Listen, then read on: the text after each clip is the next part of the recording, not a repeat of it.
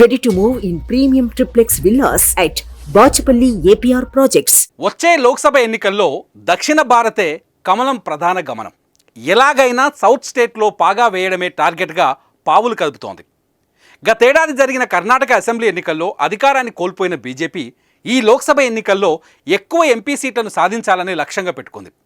ఈ క్రమంలోనే ఇప్పటికే జనతాదళ్ సెక్యులర్ పార్టీని ఎన్డీఏలో చేర్చుకున్న బీజేపీ తాజాగా గాలి జనార్దన్ రెడ్డికి చెందిన కళ్యాణ రాజ్య ప్రగతి పక్ష పార్టీని తమలో విలీనం చేసుకుంది. గాలి జనార్దన్ రెడ్డితో పాటు ఆయన భార్య గాలి అరుణలక్ష్మి కమలం పార్టీ కండువా కప్పుకున్నారు.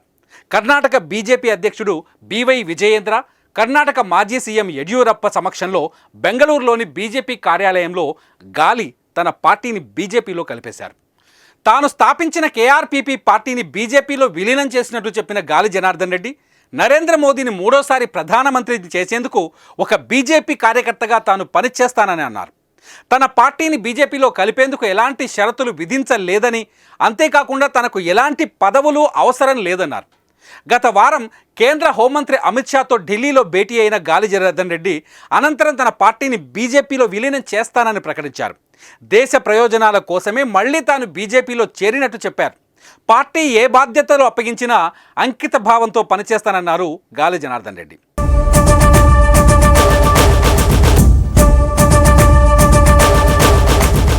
గతేడాది జరిగిన కర్ణాటక అసెంబ్లీ ఎన్నికల్లో గాలి జనార్దన్ రెడ్డి బీజేపీకి గట్టి షాక్ ఇచ్చారు.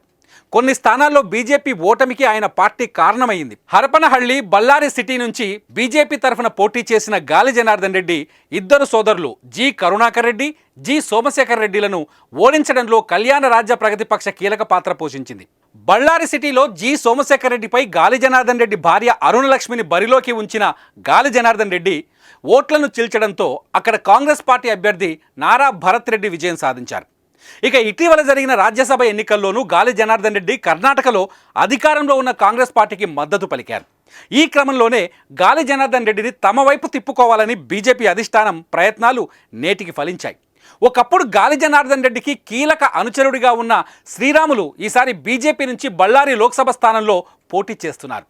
గాలి జనార్దన్ రెడ్డి చేరికతో బళ్ళారి, కొప్పళ, విజయనగరం, రాయచూరు జిల్లాల్లో బీజేపీకి లాభం చేకూరుతుందని కమలనాథులు భావిస్తున్నారు.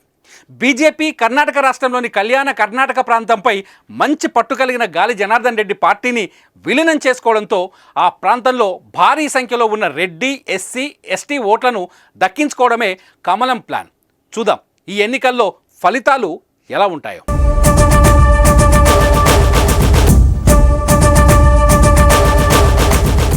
సుమన్ టీవీలో మీ పర్సనల్ అండ్ బిజినెస్ ప్రమోషన్స్ కోసం కింది నెంబర్కి కాంటాక్ట్ చేయండి.